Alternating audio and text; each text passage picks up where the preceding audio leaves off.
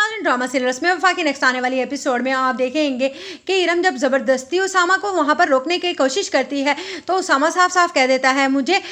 नूर का भी तो ख्याल है, जिस पर इरम कहती है हाँ आपको सिवाय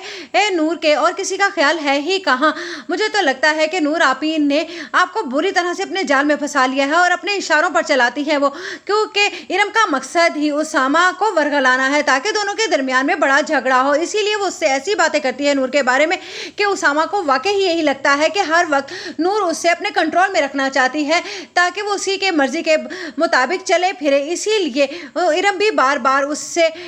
पुश करती है ताकि वो नूर से झगड़ा करे। उधर आप देखेंगे कि जब कहती है अलिशबा अपनी माँ से कि ये बच्चा बीच में कहाँ से आ गया, मैंने तो इरम को लगाया हुआ था उसामा के पीछे ताकि वो उन दोनों को आपस में एक दूसरे से अलग कर दे। जिस पर वो कहती है इरम बीच में कहाँ से आ गई, जिस पर वो कहती है मैंने आपको बताया था ना कि इरम को जॉब की ज़रूरत थी और मैंने उसे जॉब पर लगवाकर उस पर इतना बड़ा एहसान किया है कि वो इस एहसान को शायद कभी ना उतार पाती, लेकिन मैंने उसे उतारने का मौका भी साथ ही दे दिया है। और ये कहकर के फवाद की मौत का जिम्मेदार उसामा है। नूर को पाने के लिए उसने फवाद को रास्ते से हटाया है। बस ये एक गुमान उसके दिल में ऐसा समाया है कि वो उन दोनों को एक दूसरे से अलग करने के लिए दिन रात एक कर रही है। जिस पर और कहती है अलिशबा की माँ के ज़रा केयरफुल रहना क्योंकि ज़ारा बहुत ज़्यादा चालाक है, अगर इसने ज़रा भी भिनक पड़ गई कि तुम इरम को इस्तेमाल कर रही हो तो ये अच्छा नहीं होगा। उधर आप देखेंगे कि ज़ारा उल्टा अपनी माँ से नाराज़ होकर बैठी है कि उसे उसके घर में इस तरह से